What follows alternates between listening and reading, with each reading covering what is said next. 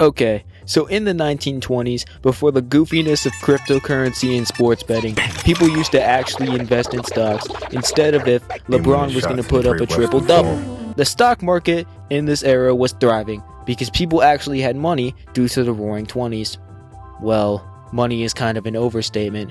It was more like they had a lot of government-owned currency. But then, on one fateful day in 1929, the stock market dropped in an event known as Black Tuesday.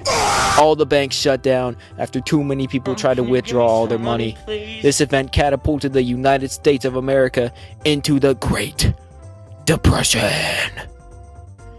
By this point, in 1933, 28 states did not have a bank open, and everybody's money was gone unless you stored it into a jar or something, I don't know. On the other side of the country in the Midwest, aka the Great Plains, another bad thing was happening that did not involve people's money getting flushed down the toilet. And that was the Dust Bowl.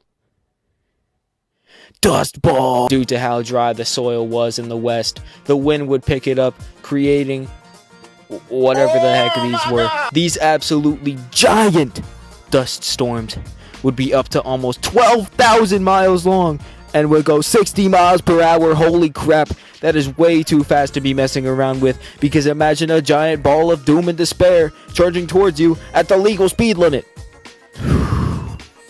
So reasonably, 1/3 of people left the Midwest in search of something better, and the other 2/3 stuck it out, waiting for the day that these dust monsters would stop swallowing their children.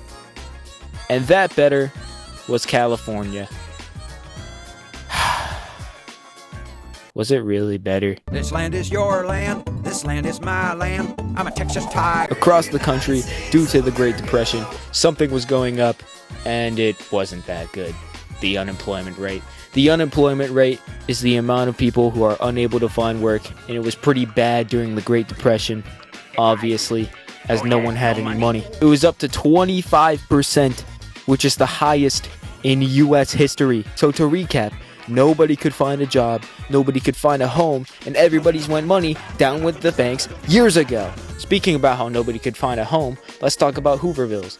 Hoovervilles were these crappy homes made by homeless people named mockingly after former President Herbert Hoover, who was probably the whole reason why this depression started. So about California, it was not that much better due to the low amount of job openings, and it was probably better to stay in the Midwest with the locked dust monster. But when times were tough, one man helped America get out of a crisis and into another. But that's a topic for another day. Dang, this dude served for 12 years? Franklin Delano?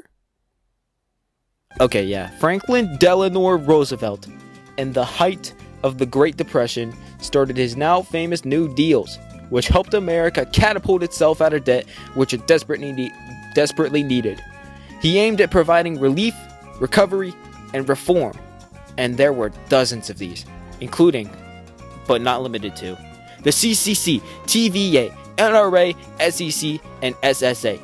He made these deals over 6 years, and these helped America get out of its worst era in history. In conclusion, the Great Depression was a terrible era in United States history, in which many were jobless and many more were homeless. But in the end, we were able to escape thanks to World War II, and everybody got their jobs back. In the Army.